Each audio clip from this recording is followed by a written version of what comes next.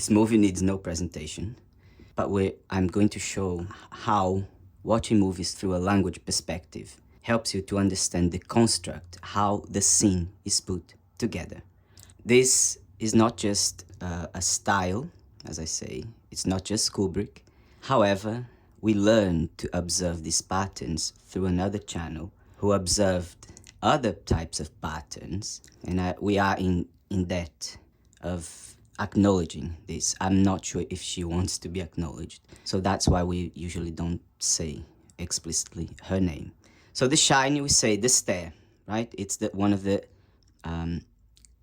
conceptual images used in cinema, but also is a concept of the human mind. It's art. Cinema comes from art, and art imitates nature, and this is a concept of the human mind. We don't need to go further, just showing the pattern. The stare, two eyes looking through, right?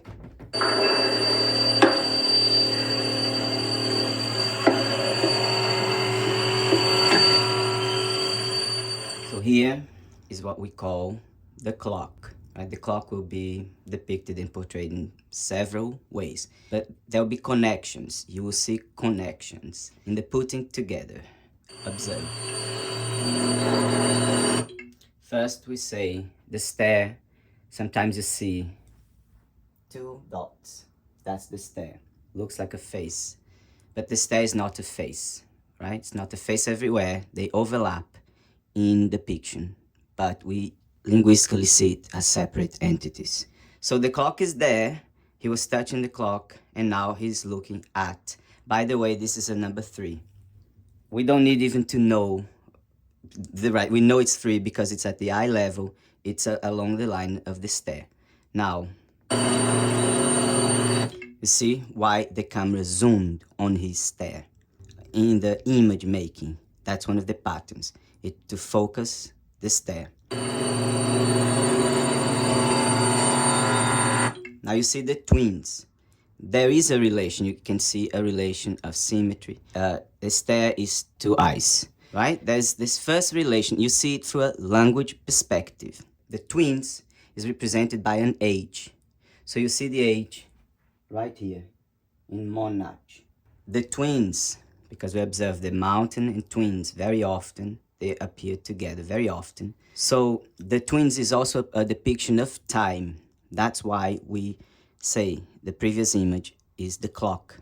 The bullseye is a representation of the clock. The bullseye is a representation of the clock. And they are, you can see that also see usually the portrayal of the twins alongside doors, right?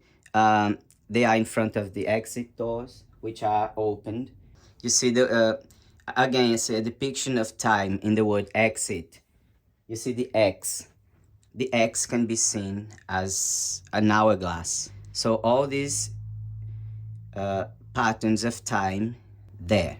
Now, the real purpose of showing this is understanding how these patterns are in the mind, so they are pervasive, right? That's the idea. If they're pervasive, they are depicted in cinema very obviously, but they're depicted also everywhere else.